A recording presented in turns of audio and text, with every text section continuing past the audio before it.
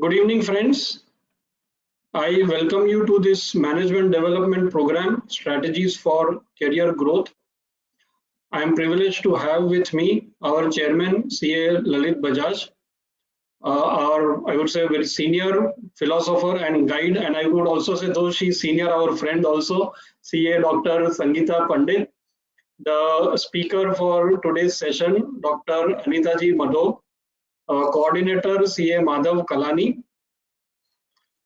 Friends, this MDP program, I would say MDP, it's like, saying PAN number. So it's this MDP is a novel concept that we have brought about.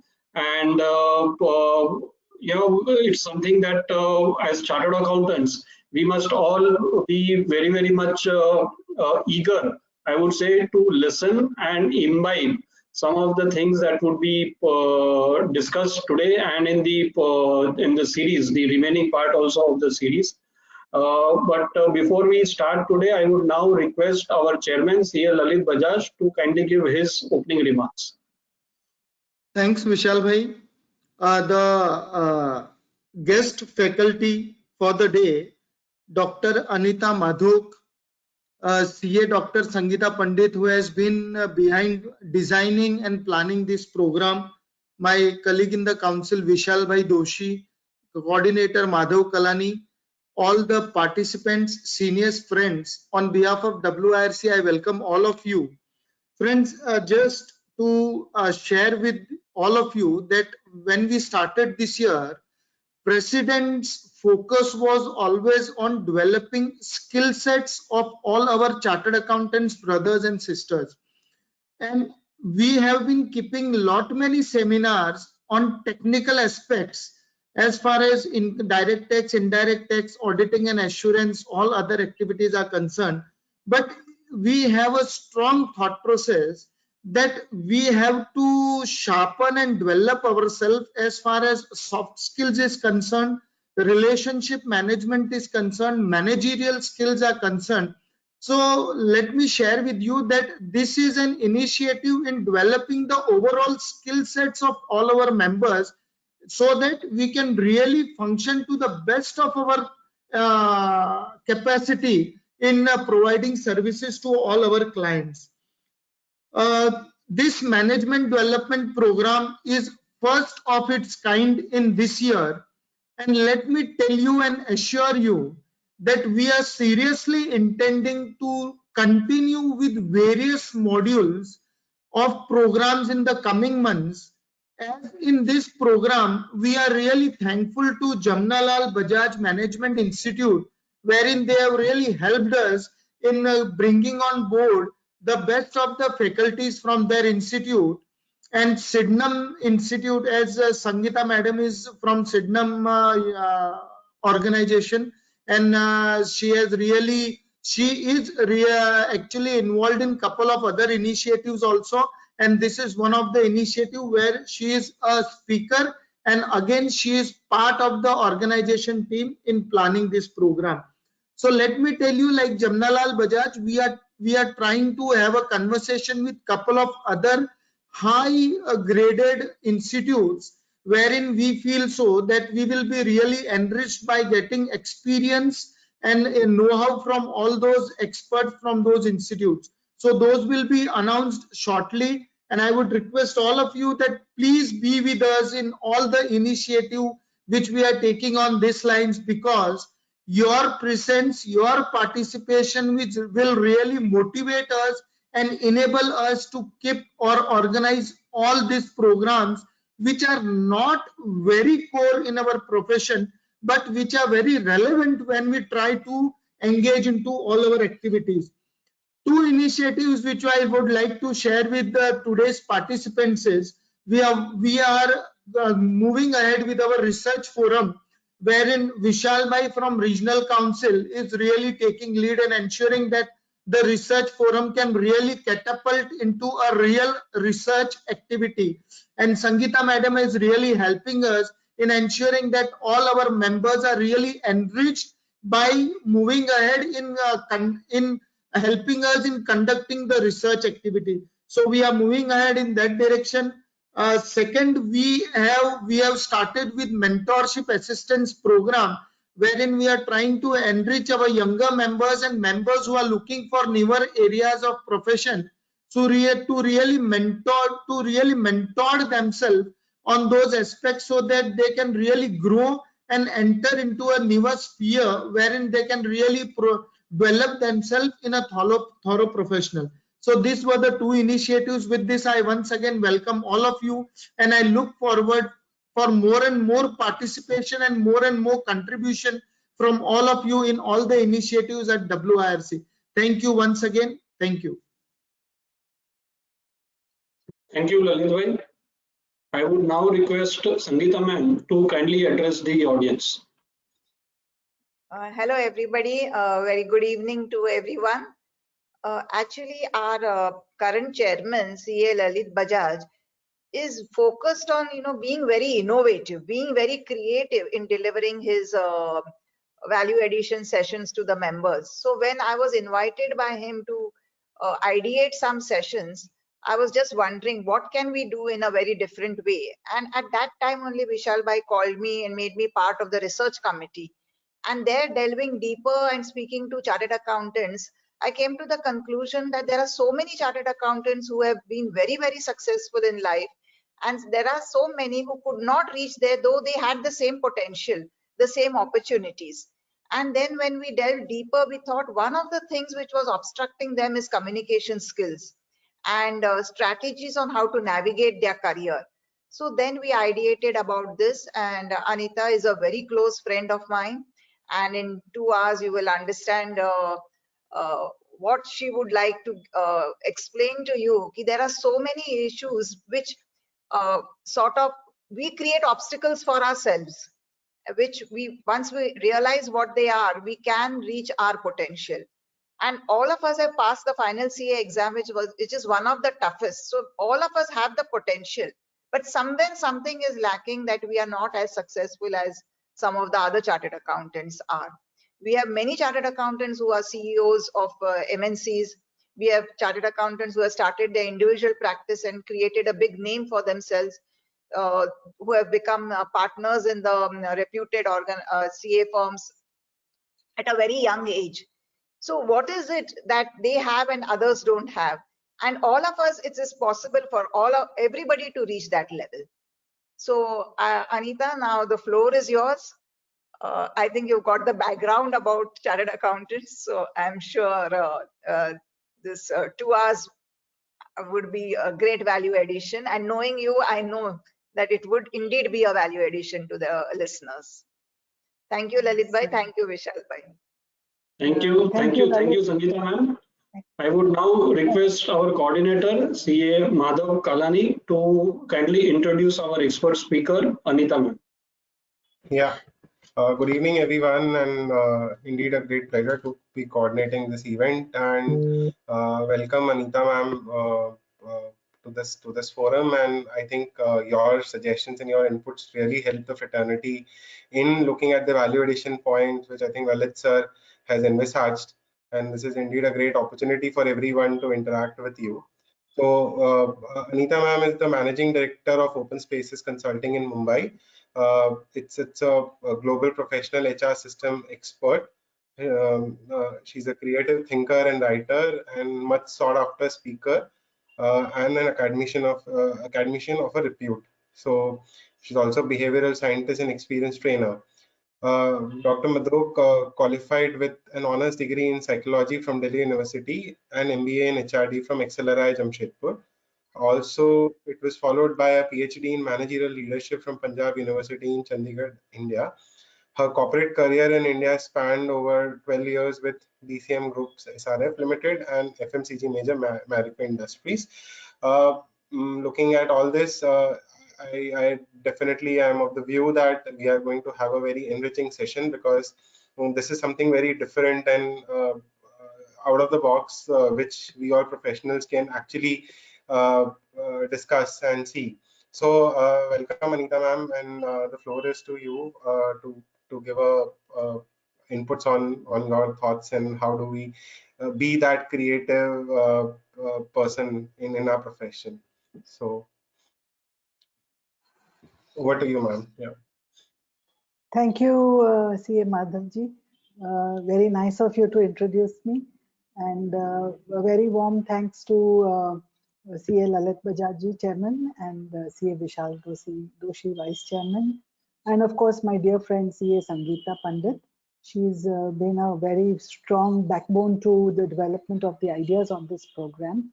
And it's because of her that we are here, all of us gathered here today. One of the things that Dr. Sangeeta said was very strongly resonating with me. And that is, you know, all chartered accountants are very super intelligent people. I mean, you have to be intelligent if you want to pass the CA exam. It's one of the toughest exams, and we all know how hard students prepare for it. So all those who are chartered accountants, my congratulations to you. You're already very intelligent. So what is intelligence? Intelligence is the ability to think rationally, to think logically, to think unemotionally, and to think, cause and effect and sequential. And so they're very good skills to have intelligence when it comes to doing audits or to doing, financial statements and to all the wonderful things that chartered accountants do. It's a very good skill to have, is intelligence, and that you already have because you're already chartered accountants. But Sangeeta ji also said that some CAs are successful and some CAs are not so successful.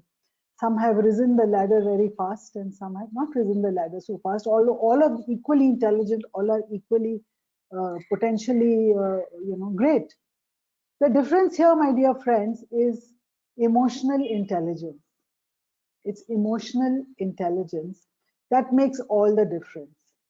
So today's Neeta ma'am, yes, आपका please. PPT है आपका? हाँ, PPT है. I'm going to share that. So my screen कर दीजिए ना. Okay, I'll just share.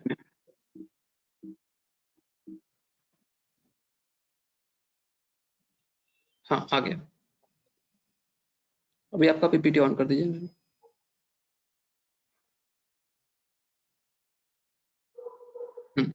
Full slide ma'am. Yes. Okay. So the point I was making is that the difference between those who succeed and those who don't succeed sometimes the secret lies in the way you manage your relationships.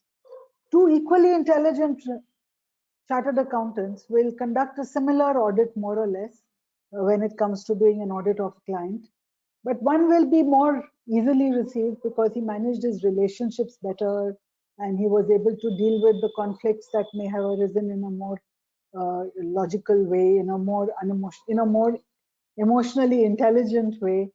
And because one person has better emotional intelligence, he generally succeeds more than another who didn't have. So I'm not saying that you can substitute emotional intelligence for normal intelligence, for general intelligence. No, everyone has to be intelligent, but the one with more emotional intelligence sometimes gets forward much faster. So friends, welcome to this program, Strategies for Career Growth, Winning It with Emotional Intelligence.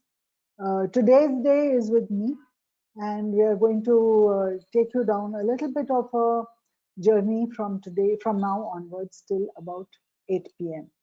I will like to structure my time in such a way, it is right now 6:15 or thereabouts. I will stop at about 7:45 this presentation, and any questions and answers, questions can be put in the question box. I will make sure I will address as many questions as possible. Okay, thank you so much for your attention, everybody.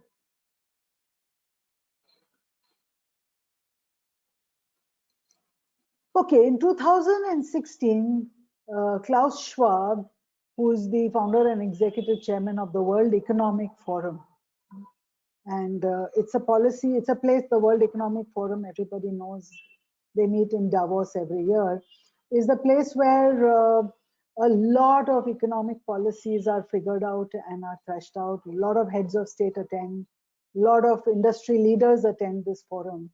And the founder and executive chairman is Klaus Schwab. And in 2006, he published a book called Industry 4.0. This is to say that we are at the beginning of a revolution that is fundamentally changing the way we live, work, and relate to each other. Now, when he spoke of Industry 4.0, what did he mean? And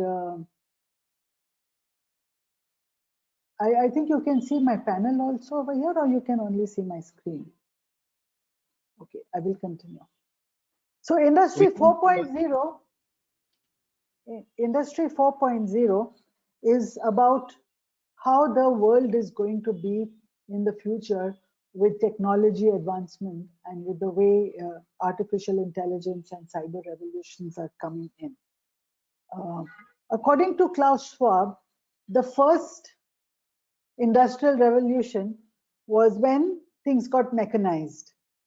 There were machines that came in, for example, if you're talking about textiles, there were textiles which were made by hand in looms which were driven by hand, and there was no power, there was no electricity that was used.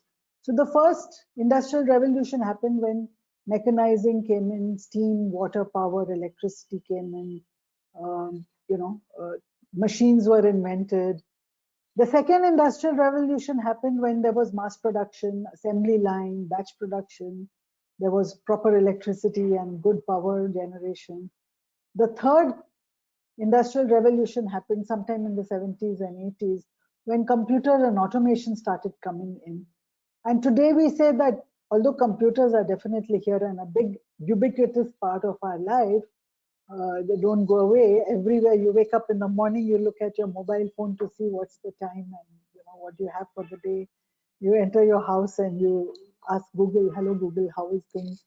So the fourth industrial revolution is about all the lifestyle changes that will get made as a result of cyber systems, networks, artificial intelligence, and all of that.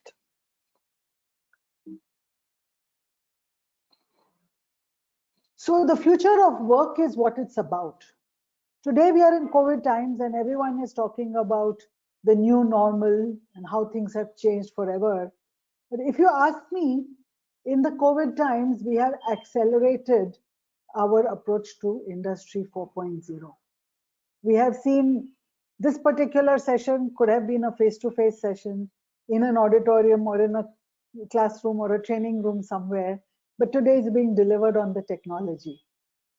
And that's because of COVID, no other reason. And today COVID is here to, whether COVID goes away, the pandemic may come to an end, but the changes that it has brought to our way we work are here to stay. Those are not going to go back. So at a physical level, we're already seeing today, in many countries, autonomous vehicles. These are driverless cars.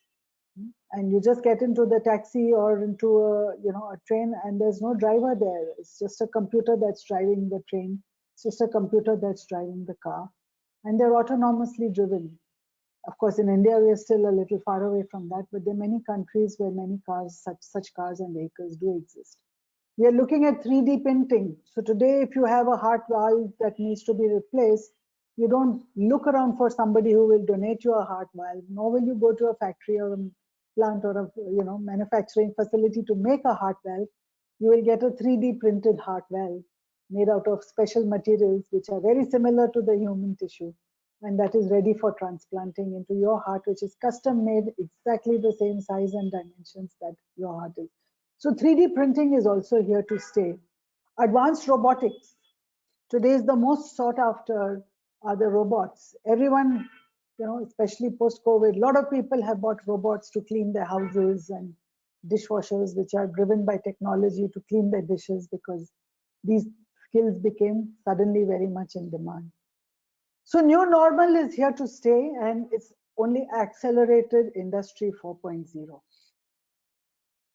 At a digital level, there is the Internet of Things. You know how Internet is changing every day, not just our access to information and large sums of information, but also our access to, through social media, our access to human beings, to huge populations, to huge vast target audiences. It's also influencing the, the way we communicate. It's also influencing the way we analyze data. So it's not just information, but the analytics of data is also changed completely. It's brought in things like blockchain technology, which encrypts everything that you do in a time frame, and that creates a record of a certain kind. It's also brought in bitcoins, which are currencies. Of course, the lockdown currently has put a slight halt to the usage of bitcoins. But my guess is that in 2021 and 2022, when the lockdown is over, bitcoins will become exceedingly more popular as forms of currency. Today, when I go to the market and I have to buy some medicines, yesterday I was at the chemist, I was giving him some 500 rupee note, and he was returning some notes to me, and I felt that, you know, I should sanitize my hand because the notes have exchanged so many hands during the day, and I don't know what virus may be on the note. So if there is a Bitcoin kind of currency where even a credit card is not to be exchanged, a contactless kind of transaction, and different kind of platforms. Tomorrow onwards, I'm going to spend 3 days in a conference, and it's entirely being driven in a 3D format. So it's a business school I'm visiting, which is based in Portugal. I will be entering the business school. I will be registering at reception. I'll be attending sessions. I'll be meeting other people. I will have to create a little avatar for myself. And my avatar will do all of these things, including going down to the beach, including going for a walk, and including dancing, including question answers, everything that you would do in a conference. And it's possible because of a certain 3D platform that got created for us for this event. At the biological level, you will find a lot of genome science is going to reveal. In fact, the genome science is already trying to decode the DNA of this COVID virus and trying to create vaccines for it. The genome science will also try and decode our DNA to see what makes us more strong and more immune to this virus. The genome sciences will try to manipulate certain genomes in certain molecules in certain crops, and you'll have genetically modified crops, and you'll have genetically modified, which will be far more, economically viable. The synthetic biology, where you're growing crops in a hydroponic manner. You don't need soil or space to grow crops. You can grow it in a tray inside a glass house. The neurosciences is helping us understand how the brain really works. So everything about your soft skills can be programmed into your brain technically. Theoretically, it can be, and it is being proven to do that. And if anyone wants another lecture on neuroscience, there's a whole lot of few hours sessions that we can take. And there's a lot more data today available. So last week I had some blood tests done, and for the first time my my patho lab came back and gave me my last 5 years data on what my hemoglobin trends have been, what my lipid profile has been. So that everyone is now aggregating data. Today, an artificial intelligence can diagnose things like precancerous conditions or COVID susceptibility or immunity much better than a doctor can, because the artificial intelligence has access to a whole lot more information and data about you than a doctor could ever process in his human brain. So there is a lot of changes, and this is all impacting the future of work. This is impacting our economy in terms of what kind of growth, what kind of new skills are required, what kind of employment, what nature of work we do. We are not going to be hired for gathering data anymore, but we will be definitely hired for being able to process and understand how to process that data. We will not be hired for processing that data anymore, but we will be hired for how do we interpret and analyze and create strategies out of that data. So whatever were the hard skills, whatever were the soft skills of today, whatever you call soft skills, most of them are going to be converted into hard skills tomorrow, because the computer will be able to do a lot of the work for you. So the nature of work has changed, the nature of jobs has changed. At a national level, you will find countries and cities competing for investments, conference and events, human talents and entrepreneurs. You will find business has changed. You'll find social media has changed. and people are no longer going to go out and party the way they used to party. Everyone is going to sit at home and party on Zoom, and the social impact of that has become, people have become more and more me-centered. At an individual level, fundamental things have to change. What we do, how we think and react, and how we work and learn has to change. Because if we continue to do what we always did, we will continue to get what we always got, and that's no longer relevant. How we think and react has to change today. What is the processing that goes on in my mind? What are the consequences? What are the impact? What is the thinking? What's the output? All that has to change. And how we conduct our work and learn, including how we dress and how we carry ourselves. What are good manners? What are bad manners? All those definitions are going to change. And it's so important. We are going towards an era where we need leaders who are emotionally charged, able to champion cooperative working, and they will coach rather than command, and they will be driven by empathy, not ego. The digital revolution needs a different, more human kind of leadership. And that's the positive thing, because now more than ever, leadership needs to be more human, more emotionally intelligent than ever before. Nature of change. I have a little cartoon here for you. Change is here to stay. What do? Which side of the fence do you sit on?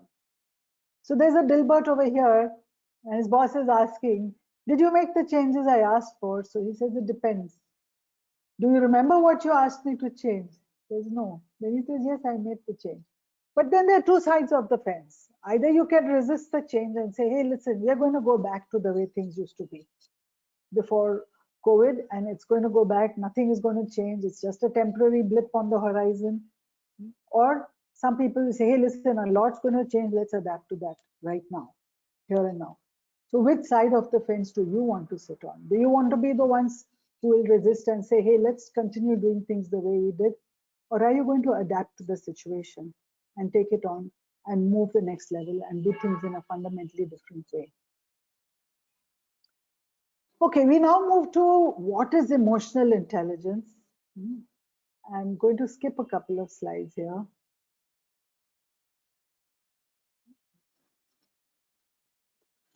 So what is emotional intelligence? It's defined as the capacity to be aware of, to control and express one's emotions, and to handle interpersonal relationships judiciously and empathetically. Emotional intelligence is the key to both personal and professional success. So look at the cartoon on the right-hand side. It says you are not being replaced by a robot, but you are definitely being replaced by someone who understands that robot and understands how to manage that robot. So let's understand a little bit more. Emotional intelligence is responsible for 58% of your performance. 90% of top performers have high EQ. EQ is what? Emotional quotient. It's just a way of saying intelligence quotient, and there's emotional quotient. It's a measure of emotional intelligence. And there are many ways to measure emotional intelligence, including something I will introduce to you right now. 65% managers say that they could do their job more effectively if they found ways to move more easily managed distressed workers, if they could manage distressed workers more easily. So because of COVID times, people working from home, the stress levels are a lot higher. And if they find ways to deal with the stress level, it can help much more. So the other day I was talking to one HR manager. I was saying, how have you changed some of the HR practices in your organization? He says earlier, you know, whenever an employee had a birthday, in his department, we would get a cake and we would, you know, cut a cake and everyone would celebrate the birthday. And, you know, everyone would say something nice about the birthday person, whether it was a boy or a girl. And he says one of the things we do now is one of the things that we do now is that we do the birthday parties on the Zoom or on WebEx or on GoToWebinar like this platform is. We manage birthday parties on the Zoom on the internet. So I said, okay, so you have a cake? He says, yes, what we do is we send a cake to the employee's residence and we ask him to bring it out and we invite the family members. All the family members are also present for his birthday. And we sing a song, we say speeches, and other people attend on the Zoom conference. And we all enjoy a birthday party. The difference is that now the family members are also involved. And it's not just restricted to just the employee and his colleagues. So can you see how much more human that birthday party can be actually, despite the fact that it's being done on the internet. 75% of Fortune 500 firms use emotional intelligence training. I think that's a very powerful statistic. To be in the Fortune 500 firms, you'll find many successful firms use this kind of training that we are doing here as well. How do you know what's your emotional quotient? Well, you can take a look in the mirror and you can say, hey, listen, am I doing a good job? Am I not doing a good job? So looking in the mirror is sometimes deceptive because we are tending to think about ourselves with reference only to ourselves. We don't have any external anchor to refer to us. So reflection, introspection is definitely a good way, but there is a test of emotional intelligence there are many tests that can be taken. Oops.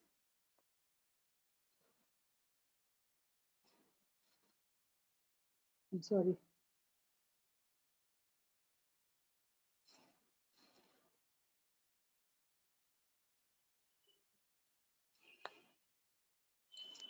It's not staying.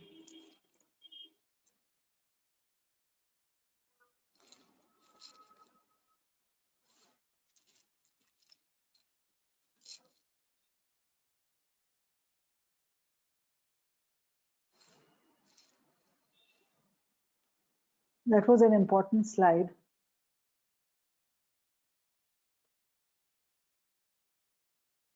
For some reason, it's not sticking, that slide. So I will show it from here because it's an important slide for everybody.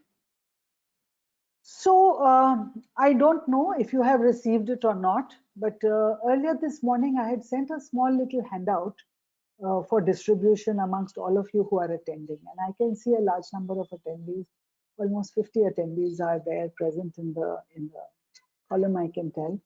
And if you have received my handout, you will find my handout looks something like this, which I made. It looks like this. Can you see this?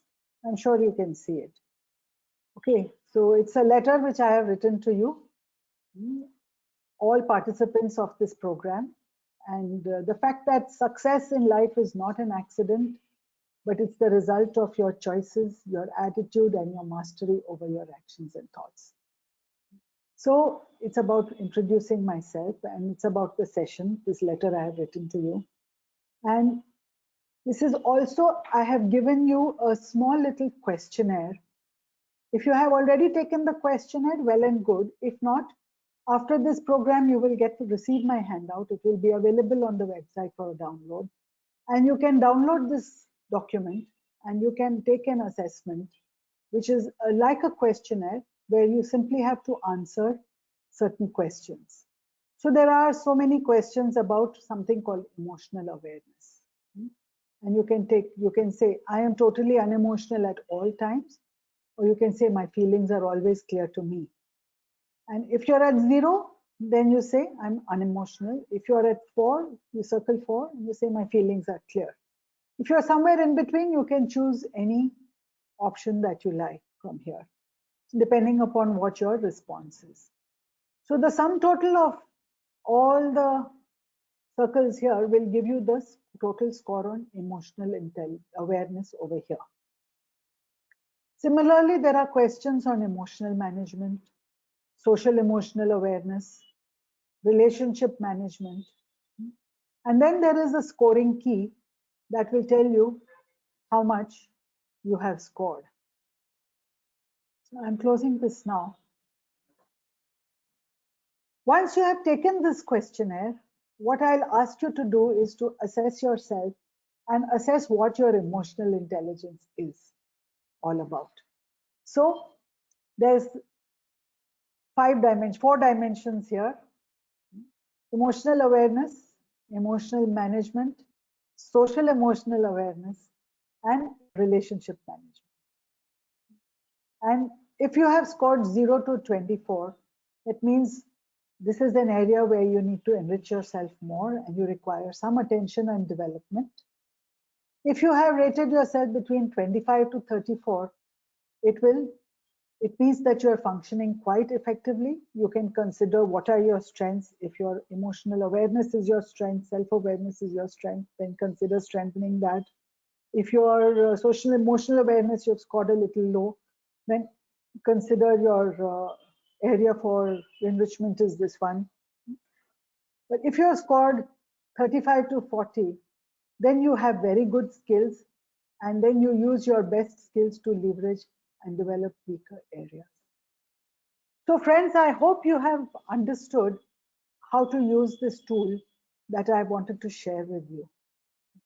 And I hope you will be able to download this handout, and I hope you'll be able to answer this question.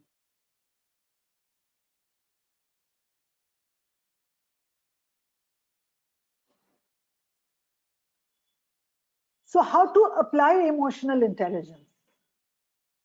How do we apply some of all this? There is some application. Without application, all knowledge is wasted.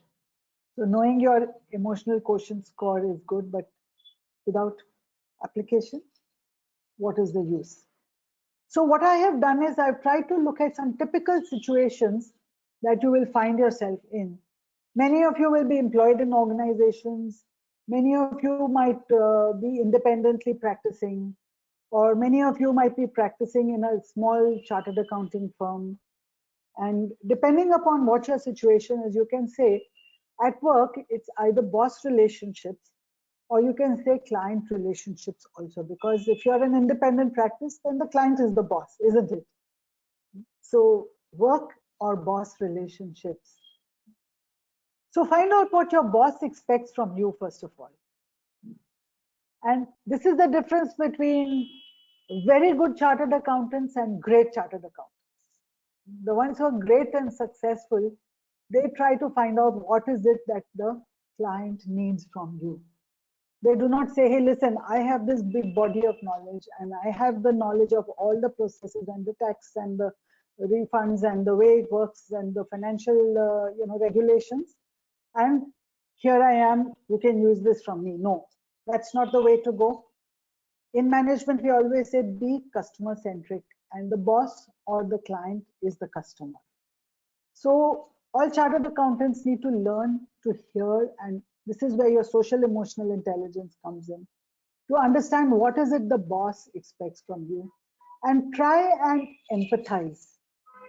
Now there's a word called empathize, which means you put yourself in the boss's shoes, you put yourself in the client's shoes and understand what is the pressure that they are working under.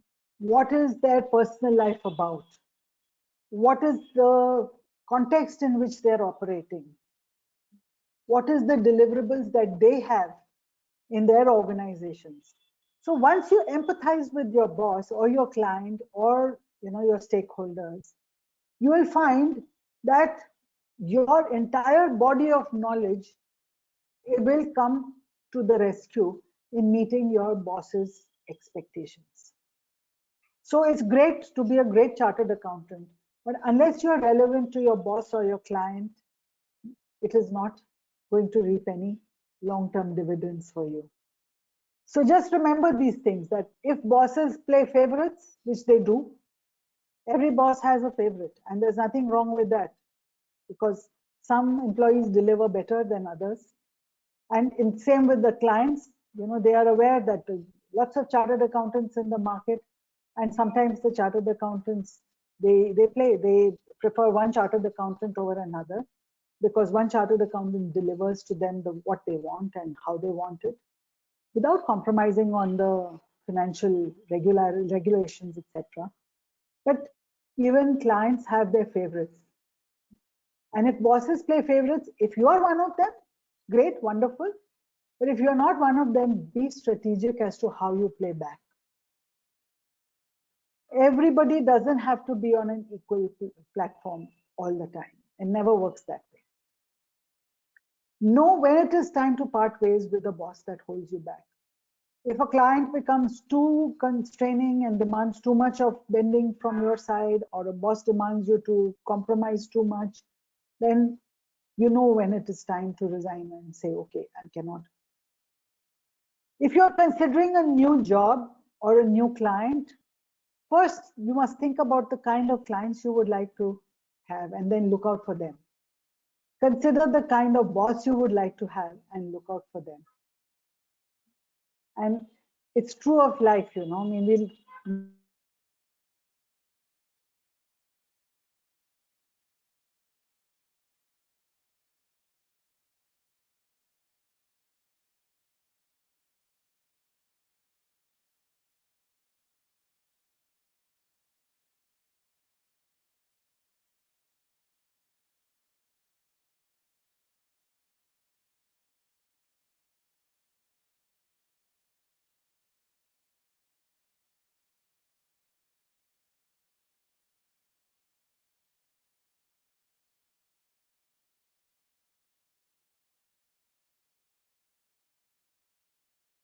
Anita, I think we've lost you. I think we can't hear you.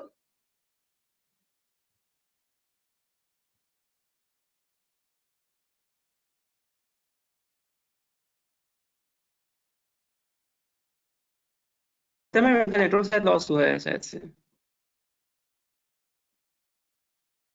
हाँ अभी है।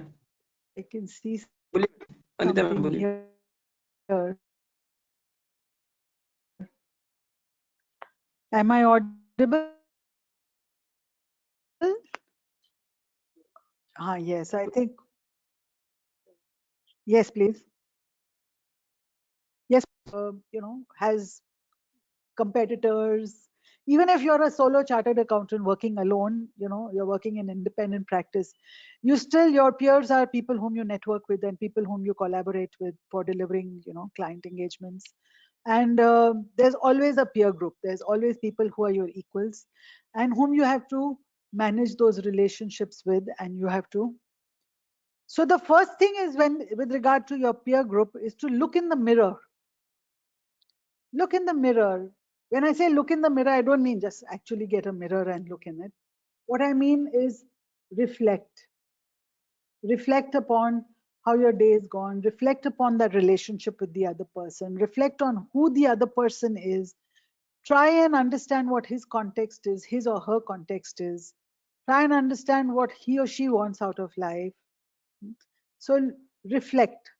When I look in the mirror, I mean reflect. Learn to reserve judgment. Stop thinking this is good about him, or this is bad about him, or this is excellent about him, or these are his flaws. I learned the other day that if you're, you know, inside your brain, there is neurosciences. If you're inside your brain, it takes almost 7 or 8 calories to generate a positive thought, an optimistic thought. And it takes only 1 or 2 calories to generate a negative thought. So when we are passing judgment, it's usually negative. It's easier to do that. It's the easiest to pass negative judgment. It's the easiest to find fault. It's the easiest to say something is wrong with this person and identify what is wrong with them. So when I'm saying learn to reserve judgment, what I really mean is that learn to try and assess the situation as it is, without saying what is good or bad. As it is, what is the context? What is the intention? What is the purpose? What is going on here? It's not about something being good or bad. It's not about something being right or wrong. It's not about something being, black or white. It's about things being as they are. So when you learn, this is something which does not come naturally to everybody. It's very easy to pass judgment. That's the first response because it takes less calories. It's the easiest way is to suddenly dismiss a person and say this person is of no use, or to dismiss a fact and say this fact is of no use, or to say this is not right, or to say this is wrong.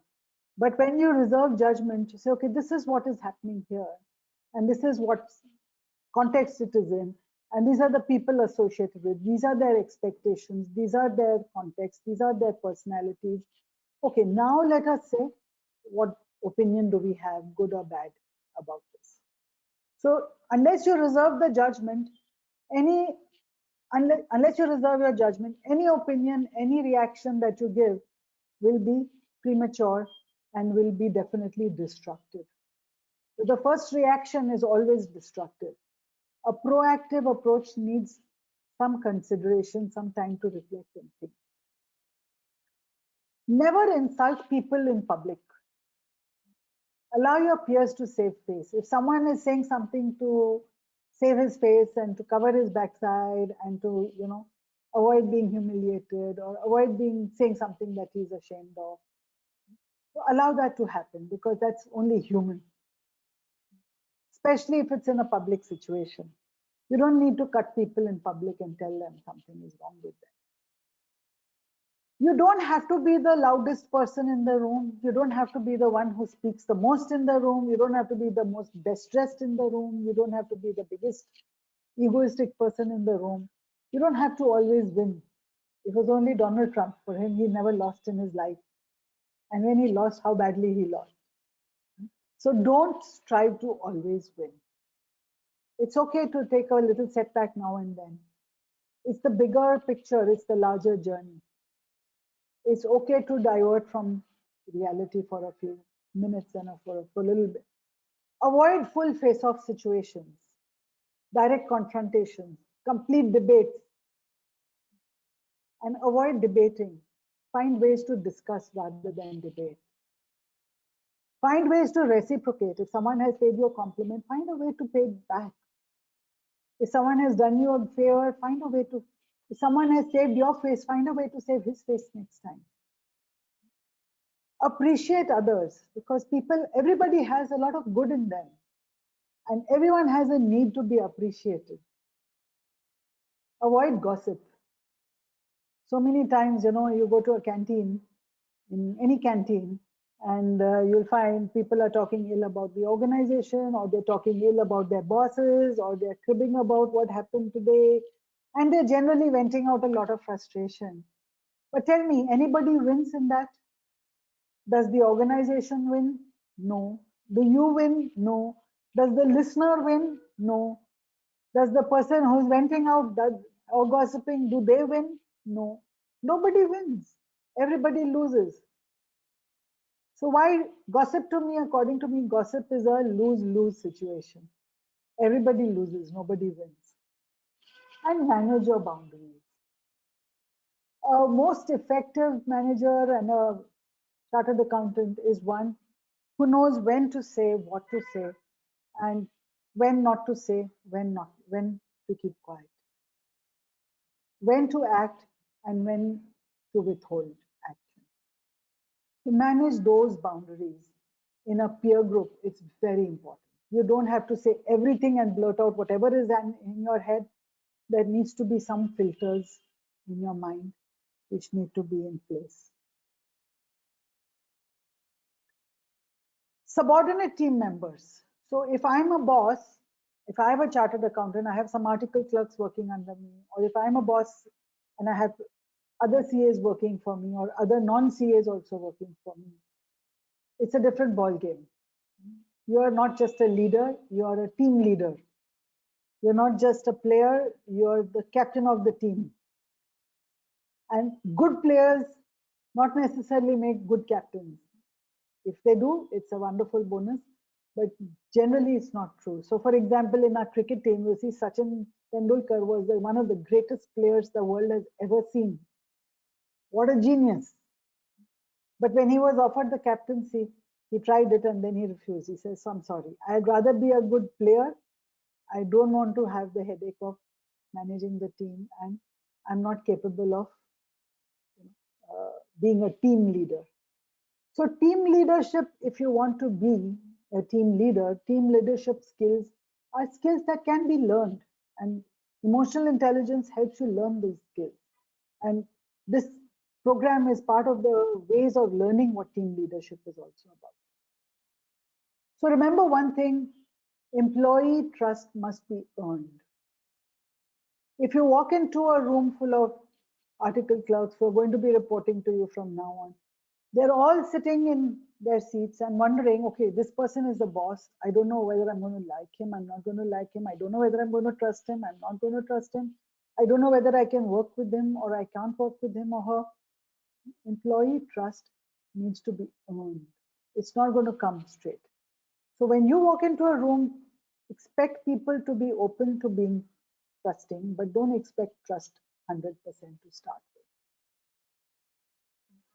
So offer your trust first and say, look, I trust you. I know you guys are going to do a great job. And okay, if somebody does not meet your trust, then fine, you have a reason to not trust that person. I'm not asking you to blindly trust anybody, but your trust of others has to come first. And then it has to stand the test of time. Tell them your name, not your title. This is who I am. You don't have to brag about your position. Ultimately, you earn the trust, not your title. Title will earn respect, but then if you don't have the title tomorrow, then you won't achieve anything. Ask your team members what is more important. Listen effectively. Listen to them. Ask them. Let them speak first. Be as open and transparent in your communication as possible. So when I say save surprises for birthdays, that's what I mean. Be as open as possible and be as transparent as possible. Don't have any hidden agendas. Don't have any surprises waiting around the corner, something that you say, I was just testing you and I was waiting to see if you're going to measure up on me. Say it up front. Whatever has to be said needs to be said up front, because people do not trust somebody who manipulates situations. You may move ahead that way, but you do not get respect and trust. You only get respect as much as you give. You only get as much respect as you give. This, I'm sure, everywhere in life, this works not only in team members, but this works with your parents. If you give parents your respect, they respect you. If you give your spouse your respect, your spouse respects you. So be respectful. There's nothing wrong with giving respect to people. It does not diminish you in any way. It doesn't make you any lesser. It doesn't make you any smaller in any way. Show them that you're not afraid of failure. All teams have success and failure. Sometimes we win, sometimes we lose, but in the overall, we might win some, we might lose some, but we're not afraid of it. We can learn from failures. Because nobody likes to have a boss who is afraid of failure. Because this boss is then very edgy and very highly strung and cannot handle any setbacks and cannot handle any imperfections. So if you said you're not afraid of failure, it's okay if you fail once in a while, as long as you learn from that failure and try not to repeat it, the same mistake. Yes, if a person keeps repeating the same mistake and falling flat every time, then there is something wrong with that person. But you have to show people that to fail is okay, as long as you don't make excuses for that failure, and as long as you learn from that failure, it's fine. Lead with integrity. If you don't have integrity, you can't expect it from your team players also. It's very simple. Whatever you do, others do as well. You have to lead by example. People follow your actions, not your words. This is very important. People follow your actions, not your words. So if you have integrity, they will follow your integrity. But if you don't have integrity and you keep talking that we want to be integrity, I have a lot of integrity, but actions don't say it, then people will look and assess you with your actions, not with your words. Let people manage the tasks. You don't have to do everything yourself. You don't have to dot every I and cross every T. We always say that sometimes chartered accountants are like what we call red pencil. You go with a red pencil and you manage, make sure all the decimal points are aligned and make sure. In management, we say we don't micromanage. We always keep the bigger picture in mind. We provide the direction and let others do the task because it's their job to do the task. The difference between a manager and a doer is a manager manages. And what is the definition of management? If you go to any management textbook, the very first page, you'll find there are many definitions of management, but by and large, management means it's the art and science of getting things done, not doing them. It's the art and science of getting things done through men, money, machines, materials, markets, and all those M's and P's that you might learn about in a business education program. So let them manage tasks. You are the manager. You're the team leader. You're there to motivate them, support them, give them the direction, give them the training. If they fail, yes, you can give them direction and tell them how it's done, but you don't have to do it yourself. Build up and support others in rough times. So when the things get rough, like for example, COVID struck all of a sudden, and no time, or something like DMAT happened suddenly with no warning. Tax changes happened suddenly without any warning. Right. So sometimes there is rough weather. It's 30th of September and you have not finished your submissions, you have not filed your returns, you have not completed all the paperwork. The times are rough. So you need to be there to support people. You need to be there to say shabash. You need to be there to, pick them up when they fall. You need to be there to manage their stress when they want to vent out. And one thing is there, you're never having all the answers yourself. Don't pretend you know it all. Even if you do, you may be the cat's wizard when it comes to direct taxation. Or you may be the best person in the world as far as derivatives is concerned. But even if you do have all the answers, let other people have the space. When you walk into a room, the most popular person is the person who listens to others and allows them to have the space and makes them feel important. So as a team leader, even if you have the knowledge and the answers, and everyone can see that, you don't have to answer everything all the time. People can see that you have the knowledge, but allow others to share their part and their points of view as well. Those of you who work in organizations will face something called appraisal time. Big organizations like Deloitte and so many others, they hire large amounts of chartered accountants. So if you work in organizations, you will know that once in a year or there is a self-review that happens and there is a organization performance review that happens. Ask yourself, there are three kinds of performers generally.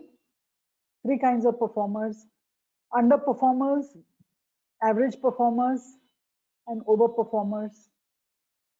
If you are the assessor, if you are the boss and you have a team under you, you need to manage all three kinds.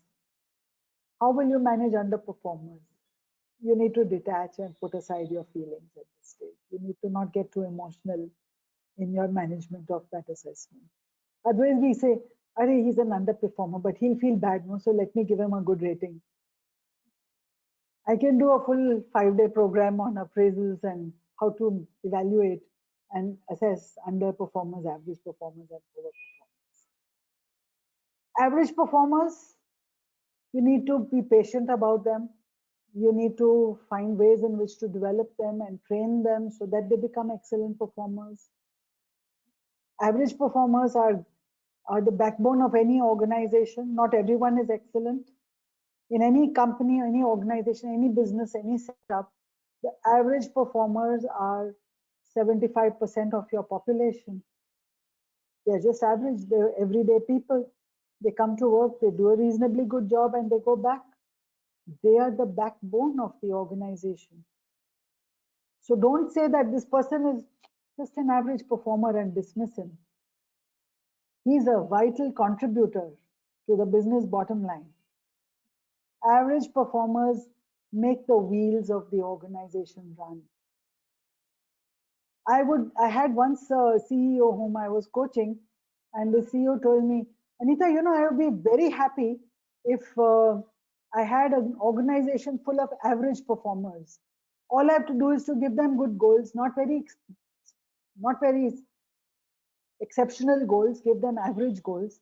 And I know that they will achieve those average goals. And I know at the end of the year, I will do well in the organization. Everybody will achieve their goals and do well, and all my goals will be achieved, and the organization will go places. Sometimes good leaders know how to get a mediocre team to perform in excellent ways. I have seen that happen with my eyes, with my own observation, and with my own experience.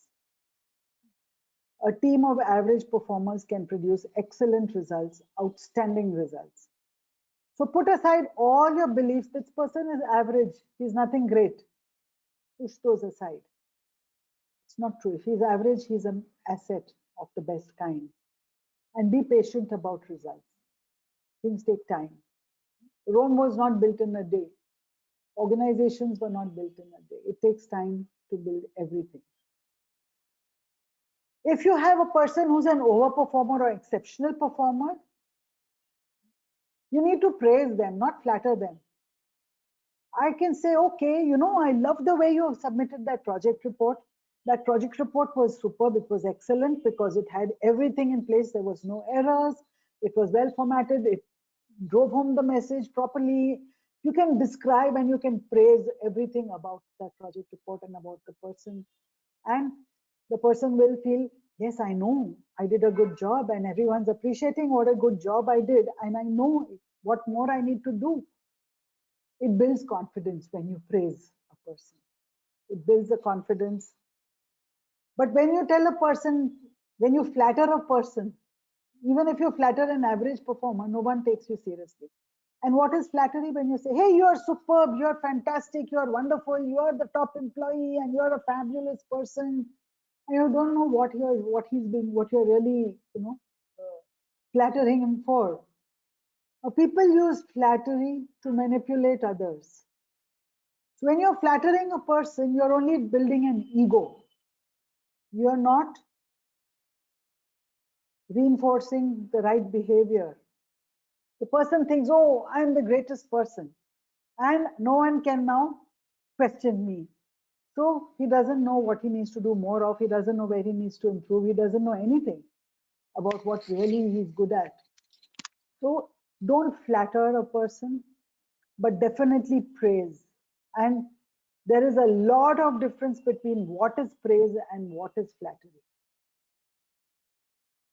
Overperformers are sometimes mavericks. They are maverick characters. They are the first to leave because they cannot play the game in an organization that needs to be played. They're always on the periphery of the group dynamics.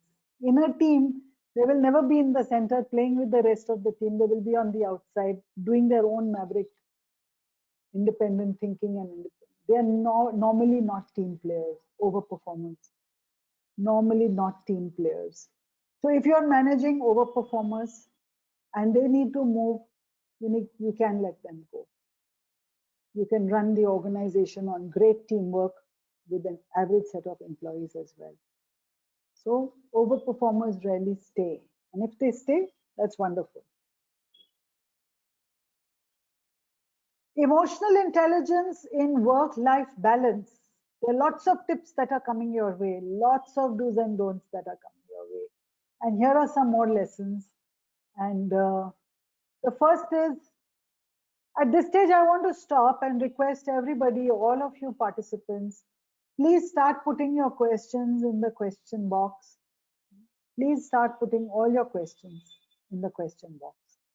Now, I'm sure there's lots of churning in your mind and you have plenty of things to say, lots of questions to ask.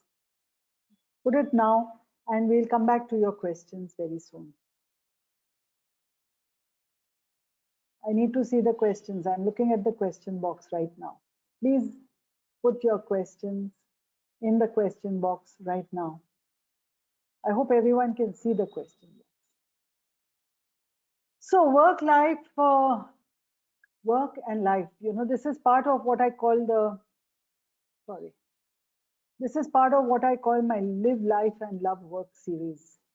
Because, while we are all professionals and we are all good professionals, we are committed to our work, but there's always a balance. All work, no play makes Jack a dull boy. So we always talk about work-life balance. And, you don't want to go through all your life and reach an old age and then say, hey, I did not spend enough time with the children growing up. I did not spend enough time going out socially, meeting my friends, or I did not spend enough time traveling and seeing the world, or I did not spend enough time, in talking to my wife or, having good times. So work life needs a balance. And the balance is very important part of life. So one of the things that we always say is learn to let go of perfection. We want to do everything perfectly. We want to be the best chartered accountant. We want to be the best auditor. We want to be the best husband. We want to be the best father. We want to be the best son. We want to be the best in everything. Nobody is a Superman or a superwoman or a superhuman. The idea of perfection is not real. It's just a mirage. And we keep changing, we keep driving ourselves, pushing ourselves. So it's all right to set priorities and say, hey, listen, I will prioritize this particular aspect of my client work first, then it's my children, then it's my work, or then you set priorities. It's perfectly all right to set priorities and say, it doesn't matter if my laundry is not done at home. It doesn't matter if, if everything is not perfect in my office management. It doesn't matter if my desk is totally clean. All right. But as long as I'm on top of things, I'm managing the things that are important, I'm giving importance to what really needs to be given importance to. So we need to learn to let go of perfection. If you're working in an organization, learn about company policies that will support you. If you're a lady, there are maternity benefits. There are, work from home now. There's lots of benefits that come to you. If you're a man, sometimes nowadays many companies are doing paternity leaves as well. They're allowing you to spend time more with your family. So learn about company policies, leave. I know a lot of chartered accountants, and my father was, though he was not a chartered accountant, but he was such a workaholic. And a lot of chartered accountants are workaholics. And very proud of the fact I've not taken a single day's leave in my 20 years of service in this organization. And I say, why not? Why not take leave? And now many organizations, if you look at companies like Accenture and all, at the end of the year, if you have not taken your leave, they force mandatory leave onto you. And they say, no, you have to take your leave. So in the month of December, a lot of people end up taking leave, or financial year end, a lot of people end up taking leave because otherwise it will lapse. So there is mandated leave that you must take. And so company policies are there for you to benefit from and to help you arrive at a work-life balance. I know one CEO, he joined newly as a CEO in an organization, and he found this company has a practice of everybody sits till about 9:30, 10 before they can go home. But he was not the kind who would sit late at work, you know, and he managed his work in a way that it would be over by 5:36, and whatever the closing time was.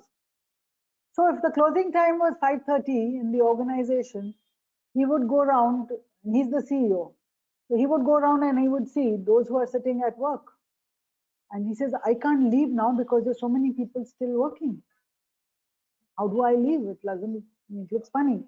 Everyone's working and I'm leaving. So he had developed a very interesting strategy. He would go around to people who were sitting at work and he would ask them, "Arey, what are you doing? What is this? You're making a presentation. Okay. Why couldn't you make it during the day? What happened? How did you use your 8 hours at work?"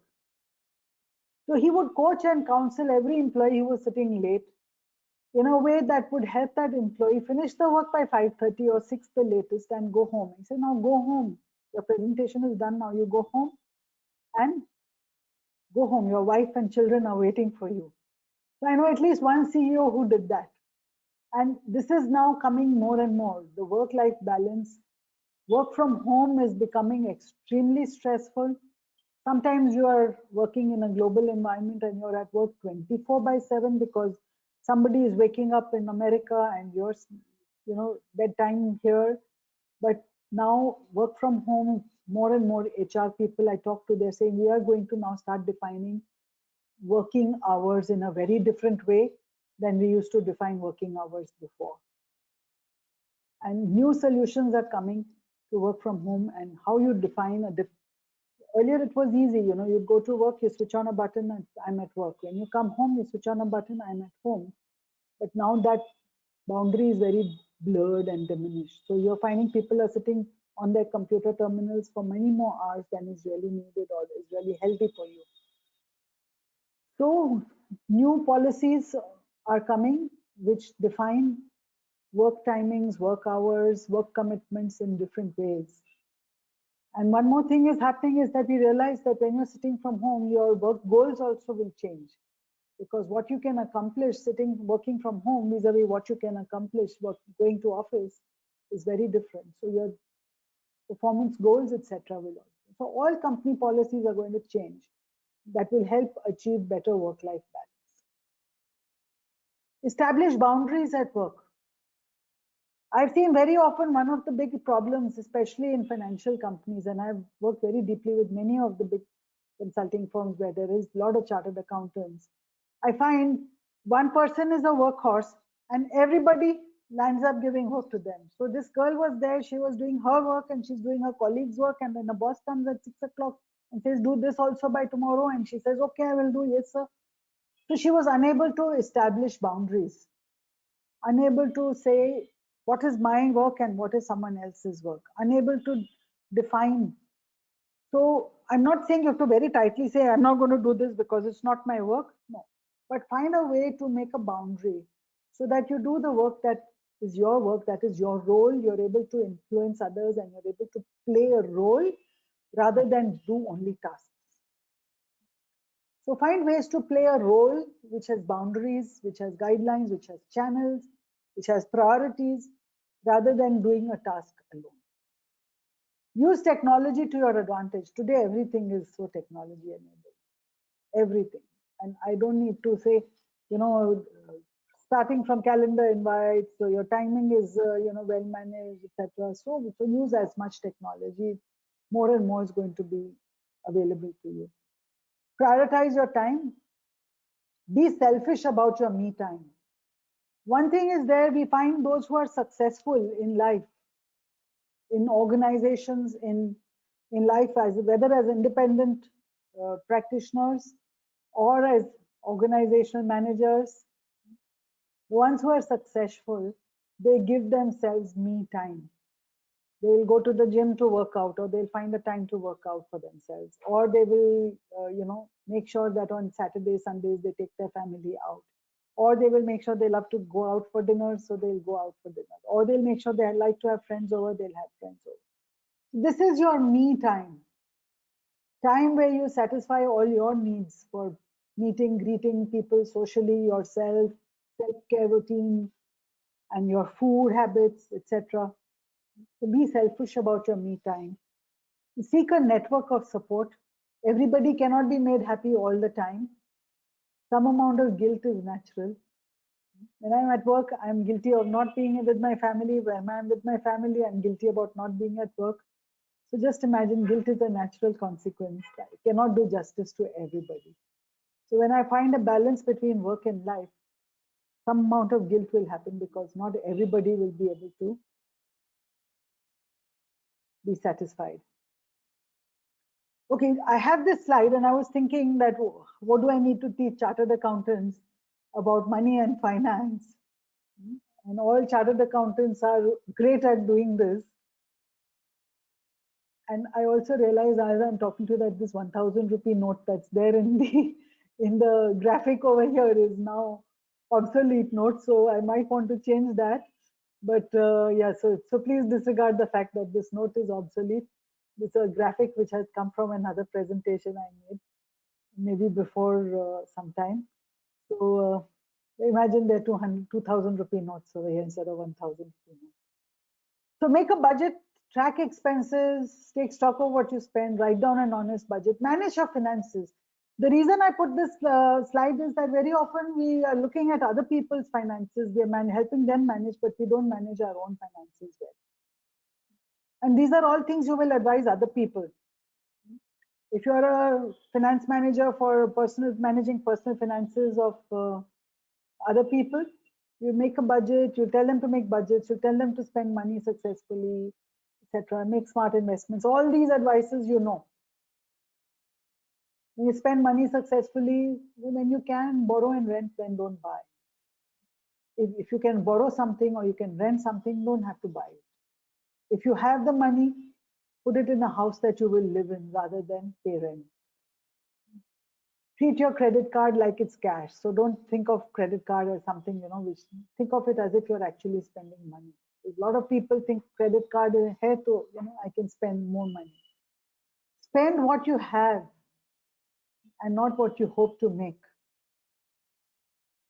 Make smart investments, familiarize yourself with investment options.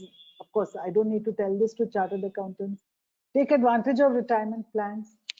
If you're going to invest in stock market, don't gamble. Every penny is hard earned. Don't gamble with money. And have a good insurance coverage. That's very important in life.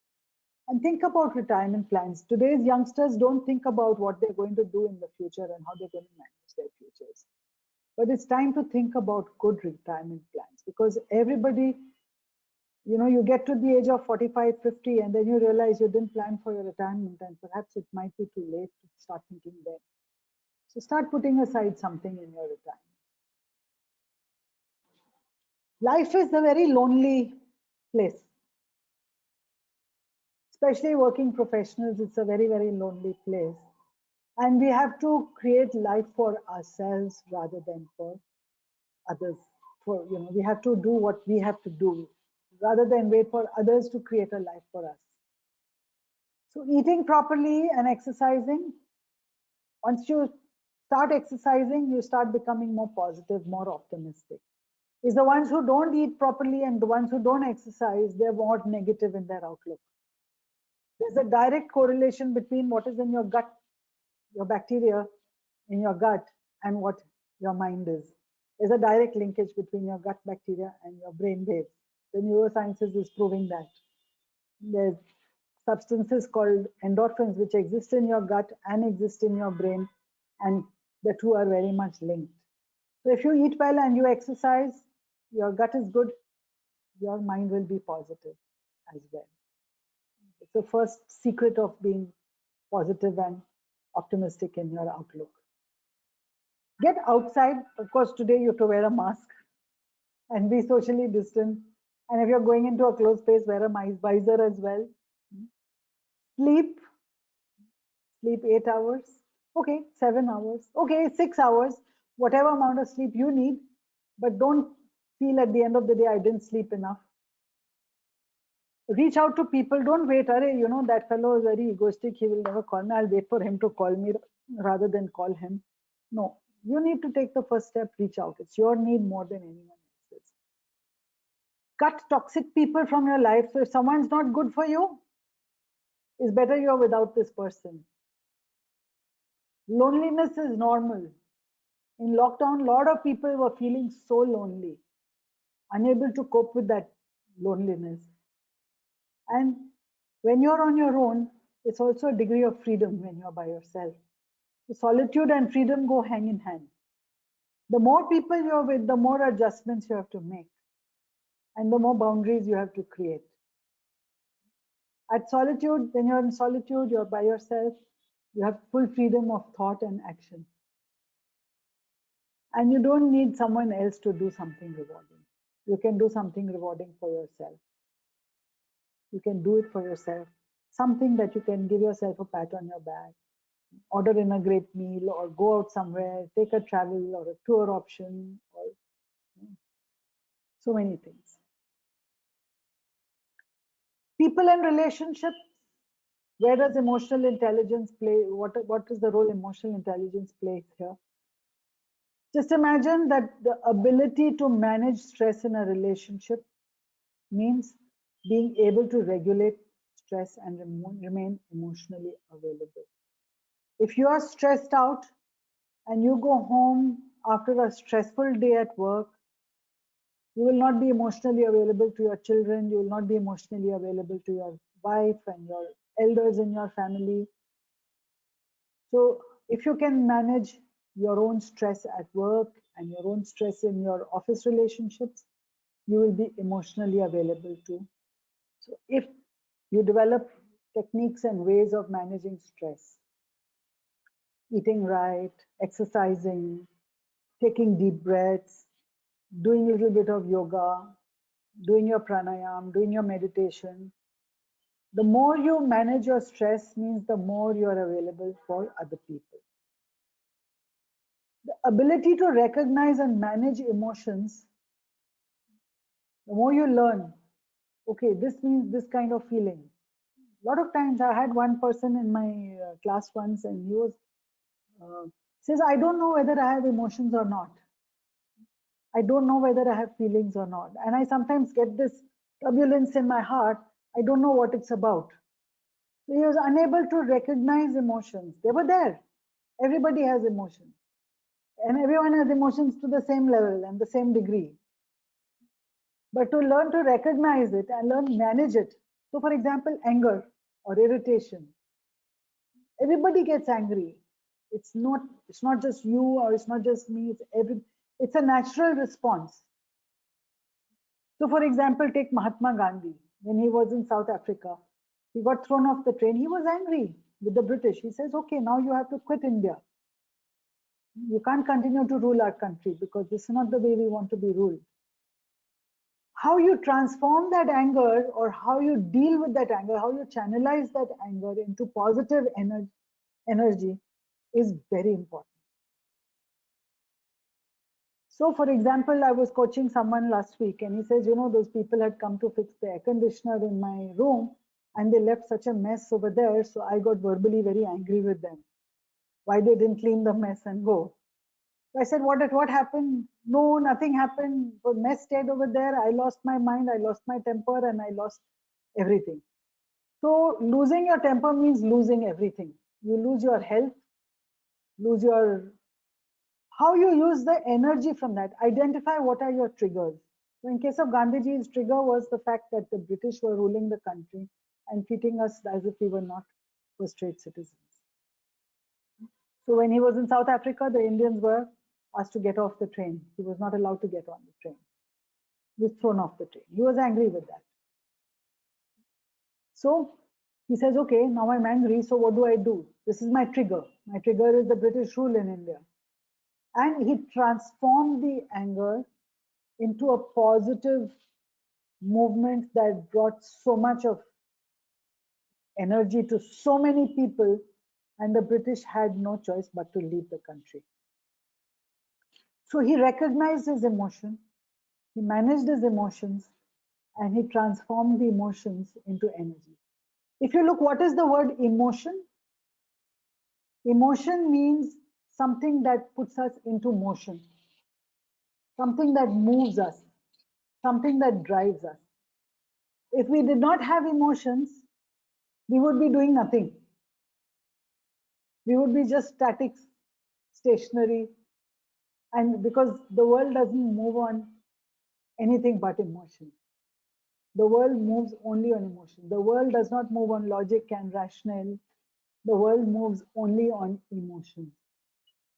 So emotions that are positive and negative emotions that can be transformed into positive actions. So the ability to recognize and manage emotions is so important because it enables you to communicate in a way that engages others. So we need to be able to access our emotions. If Shah Jahan didn't have emotions, he would not have built the Taj Mahal, which is pretty near perfect. So emotions move you to achieve, emotions move you to achieve things in ways which ability to communicate non-verbally. There is something called body language. There is something called tone of voice. There is something that communicates beyond the words that we use. And that's what governs people and relationships. People respond to the tone of your voice, not the words you say. CS need to recognize that. And I can do a full one-day program only on helping people understand what is the tone of your voice and how do you need to change and how do you change, do the right exercises, and then come out with a better tone of voice that will achieve the result you want to. Ability to use humor and play in relationships. A little bit of a joke, a little bit of humor, a little bit of a game. Ability to resolve conflict in relationships. This is a very important part of life, and it's difficult when conflict happens, extremely difficult when conflicts happen. And not many people, especially the younger generation, the Gen Z and the Alpha Gen today, are unable to resolve conflicts. It's a skill which can be learned. Just remember, these are all skills which can be learned. Nobody is born with good conflict management skills. These are always learned. So before we close for the day, there are 10 fundas of embracing the future. And I'm going to ask everyone, please put your questions into the question box, type them in there, and we will answer them at the end. 10 fundas. And the minute I see a question in the question box, I can't see a single question. When I see questions, I will start addressing those as well. Please type your questions. Anita ma'am, there are questions in the chat box, so maybe whenever you are done, I will ask those questions and then you can answer. Okay, because I cannot see any questions myself. Maybe Thank I you don't for know, saying that. but I will Thank you for telling me. put those questions, Sean. Okay. So very quickly, I'm going to go over 10 fundas of emotional intelligence, and then we'll close the session and we'll take all questions after that. Don't want to exceed the time.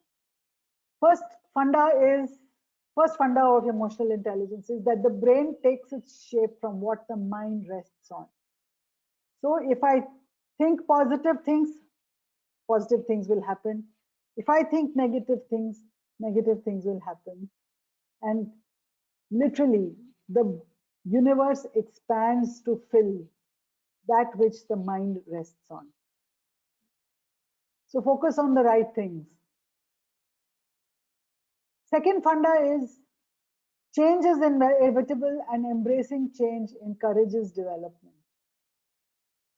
When I normally ask a question, who wants to change? Who wants change? Everyone wants change. But who wants to change? Nobody wants to change.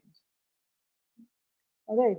And nothing more than the American elections over there, which have proven that everyone wants a change. But I'm waiting to see when change actually comes, who wants to make the change happen, may or may not happen.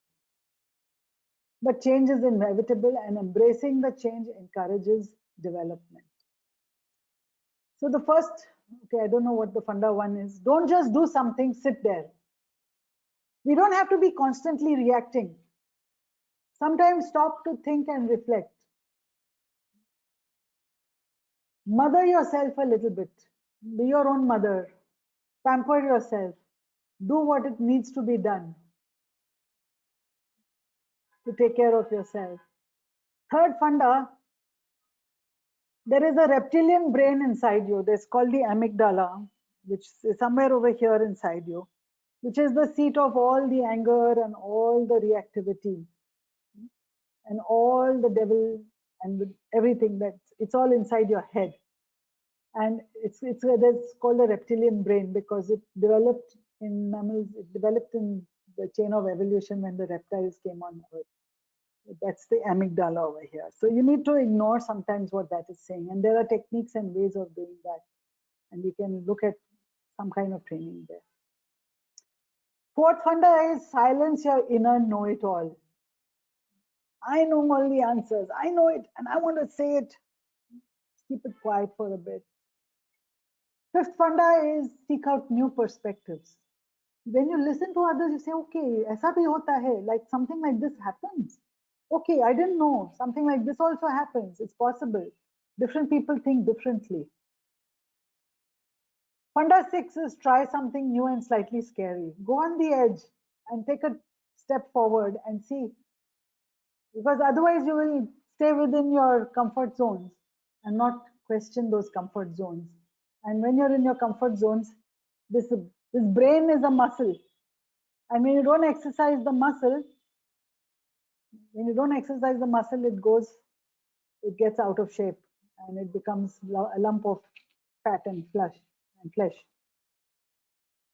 If anyone is trying to be very wise to you, be skeptical of very common wisdom. So you'll receive every day on the WhatsApp so much of gyan everyone gives. Try and be a little skeptical.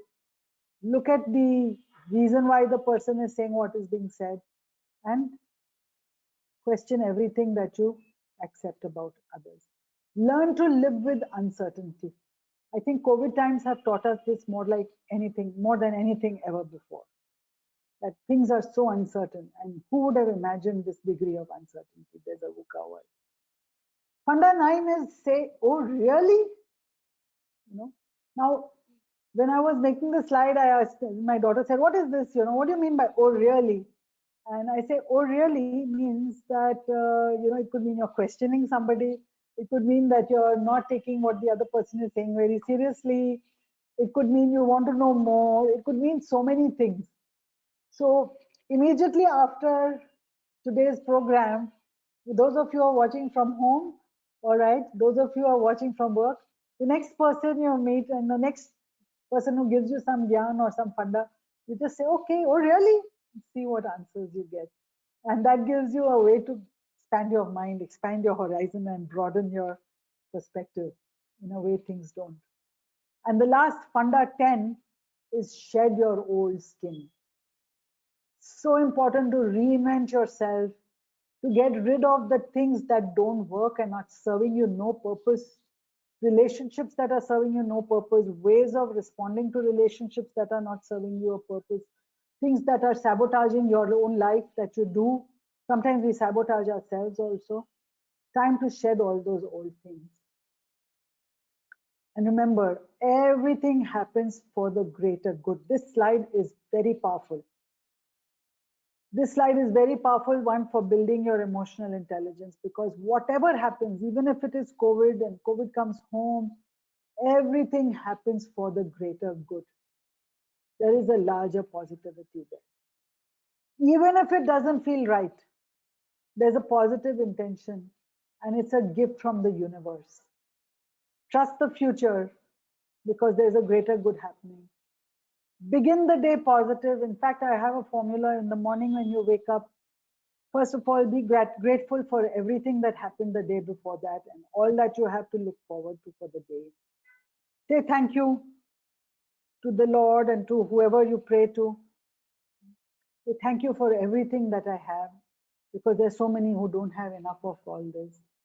And look at something that you learned in the last one day, in the last 24 hours. What did I learn in the last 24 hours? First thing in the morning. And the fourth thing is, today, what is lying ahead of you, try to visualize that success. Concretely visualize the success. There's a 4-point program for beginning the day positive. And lastly, visualize a positive future. Because if you can't see a positive future won't happen to you. Sometimes it's about staying on top of things, not drowning under them. And when the water flows above the neck, फिर से ऊपर पानी बह रहा है. I try to take a Hindi saying and translate it into English. The water is flowing above the neck. Seek help. Talk to people like psychologists, counselors, coaches, mentors, friends, some family elder whom you trust. Seek help when the water flows above the neck. And we all get there someday or the other. We all have the times when the water is above the neck. So we'll take the questions now. We'll take questions now. So Mr. Madhav, I'm ready to take questions.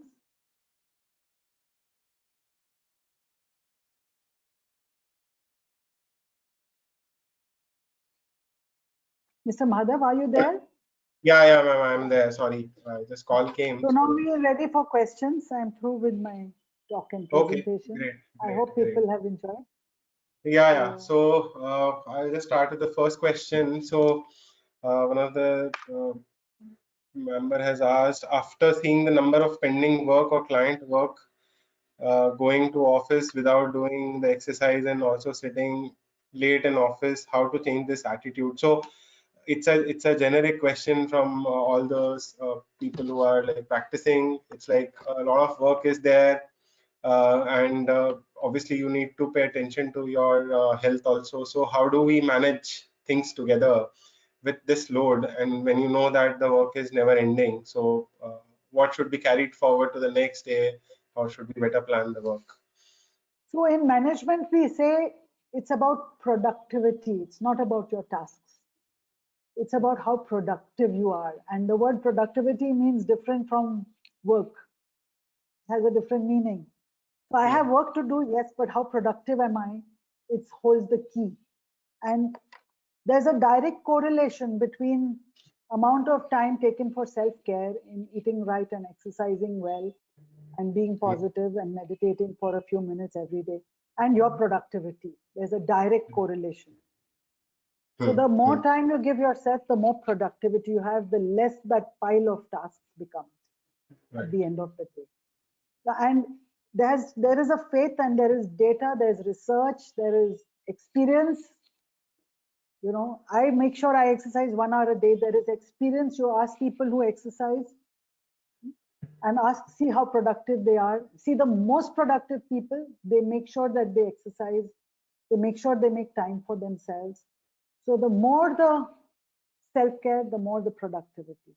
Of course, there's a balance there.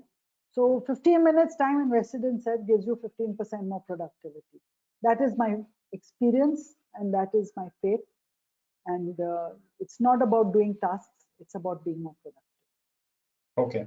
And I think deciding priorities also makes a lot of difference, I believe, because we always hear that when we make our to-dos and decide priorities. So obviously that check should be there that this is the first priority item, this is the second priority item, until unless, because if you take lesser priority items first, you end up consuming a lot of time there, and then you end up wasting time, and then you carry forward the whole bulk to the next day. So I think that's also an essence. I mean, what I get from you. Definitely, no one is perfectionist. You can't do it all.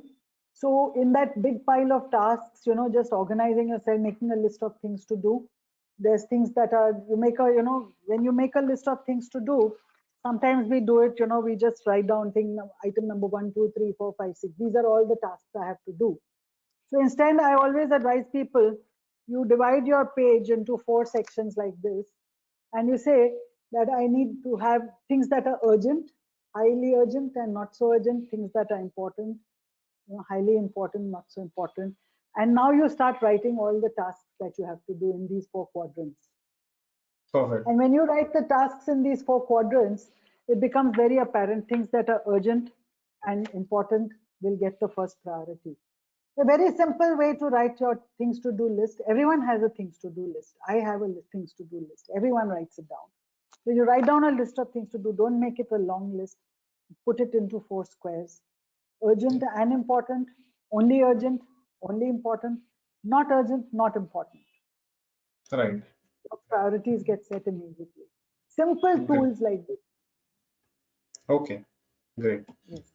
The second question is, how do you have work-life balance when working from home? So, especially, I mean, if I talk about people, obviously from corporates, like I am right now there in one of the MNCs. So, we know that a lot of we are working from home. People, the bosses know that, okay, you are working from home, you are having a laptop, you are always accessible.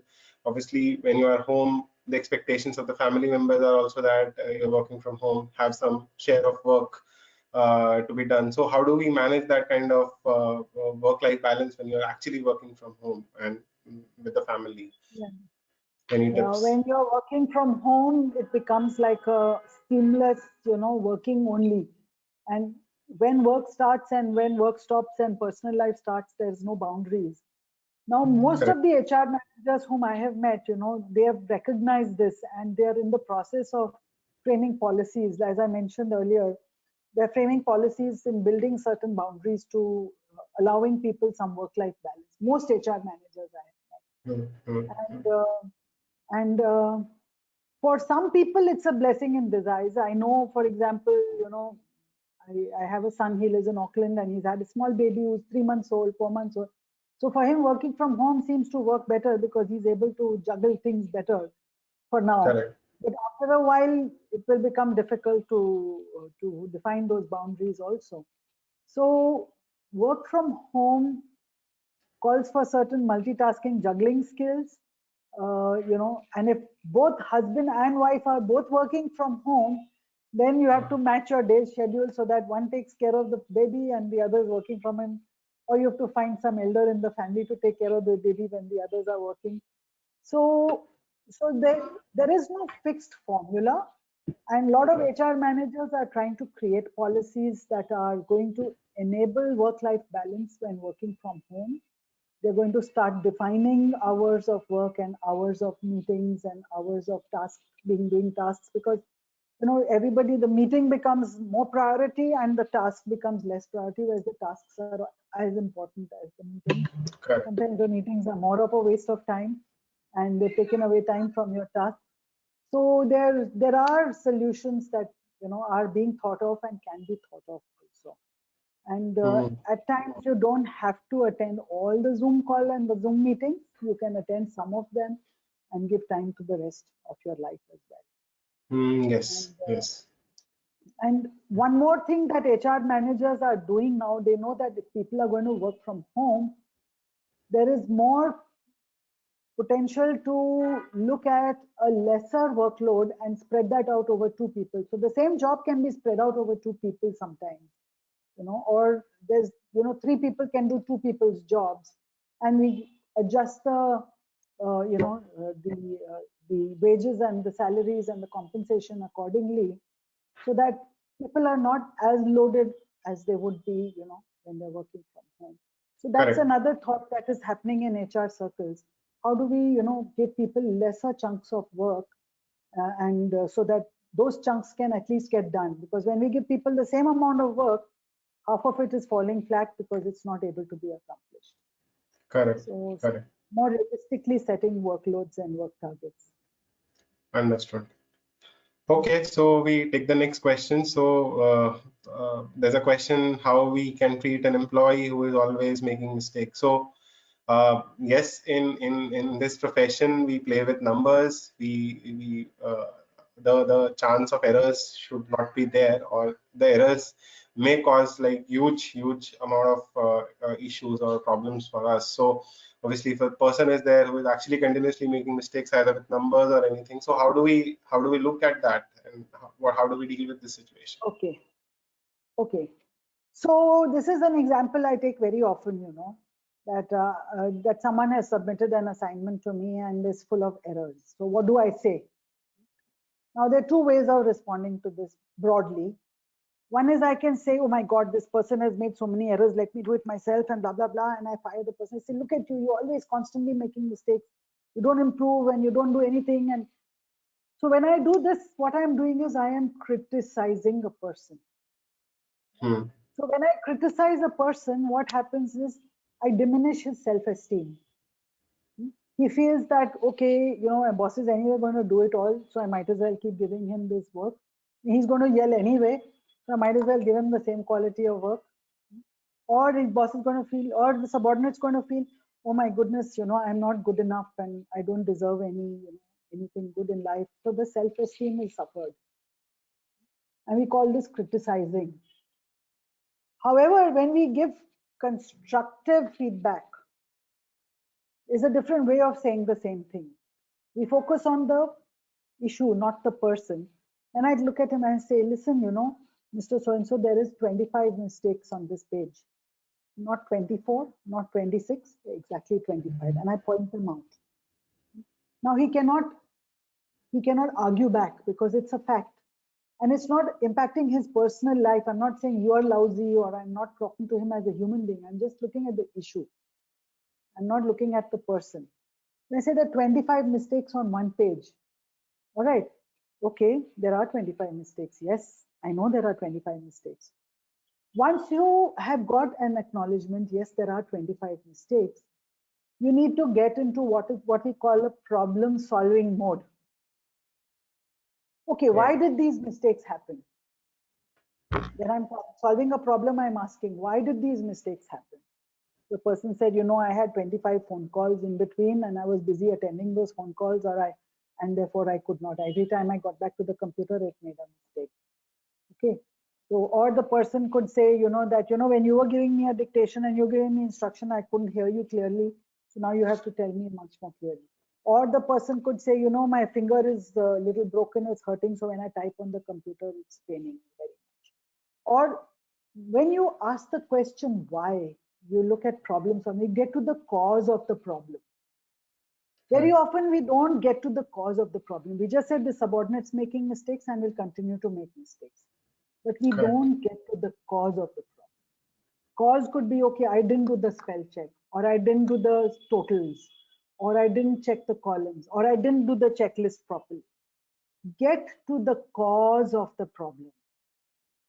Unless you identify the cause of the problem, it's not going to go away. You're still going to get those 25 mistakes every time. Right. Once you get to the cause of the problem, then you need to discuss a solution with this person. What is the solution? Right. Okay, henceforth, run a spell check every time you make an assignment. Or henceforth, you must take this total, write it down here in rough and make the totals vertically and horizontally, write it down in rough. If they don't tally, then something is wrong. Build in a system of checks and balances. Yeah. So when you are able to find a solution, then you have to go all out and chase the solution. Then you have to hold him accountable. If he still gives the mistake, then he is making excuses and he continues to make the mistake, then training is important. That's how we train people. We find solutions and we empower them to solve those problems and implement those solutions. And then over a period of time, we get less mistakes. Correct. Correct. So I take away this point very well. So if I just put it the other way, you need to be granular when you are trying to explain him what he has done wrong. At the same time, being empathetic with him, that okay, he does not feel that kind of resistance mode. He don't go into that kind of mode, and at least he will be very conscious from the next time onwards. Okay, that this is the mistakes which I'm committing, and it's not something on a 30,000 feet level. I'm just communicating, okay, so this is completely wrong. Instead of that, I'm giving him the areas where he needs to improve, so that it will at least give him that sense that what he needs to take care next time onwards. So I think that's empower him to give a solution to the problem. What is the solution according to you? Perfect. Okay, what is the solution that will work for you, rather than I give him a solution? What is the solution that will work for you? And then after that, you have to hold him accountable. Right. Sure. Right. Definitely. Definitely.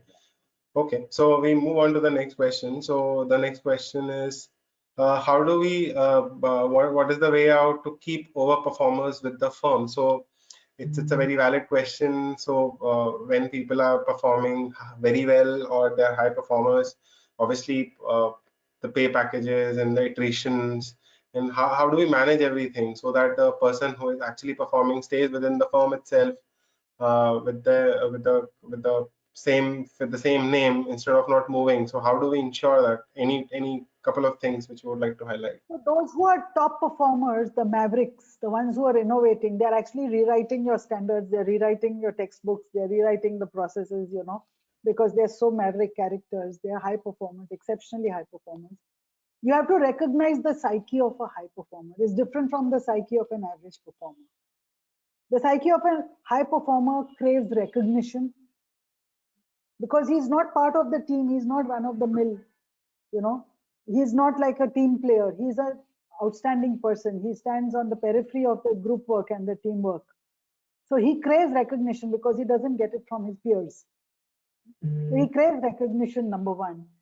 Second of all, he craves independence because he's capable of doing it on his own. He just needs a pair of wings and he'll fly. Yes. Thirdly, he needs some one or two critical relationships, which are mostly mentoring type, that will keep him anchored in the organization. So some guru, you know, some great guru that I have to work with. I have to work with this particular person and he's my guru. Every maverick performer has some guru or some idol whom he idol worships. And keep that is the link to keep him. So you will have maybe in an organization of 100 people, you'll have 5 such high performers. As an HR professional or as a person who's managing that business, you will need to retain these 5 high performers. So one, give them a lot of recognition. 2, they work best with bonuses, not with increments. So a performance bonus, a performance linked bonus. And third, give them 1 or 2 relationships in the organization, foster those relationships that will anchor their membership. This is a very quick solution that I'm giving you, but we have worked on this very deeply with many clients and we know what works and how the psyche of these people work. You have to work with each one of them. Each one is a different case study and you have to find a solution for each one of those high performers. But these are some broad principles. Okay. So don't treat them the same as you treat other people. The same policies don't apply. Correct, absolutely. So I think with this, we end our questions and I think we are on time. Now I think we can wrap up this session. Anita ma'am, thank you so much on behalf of WRC. It was really nice interacting with you.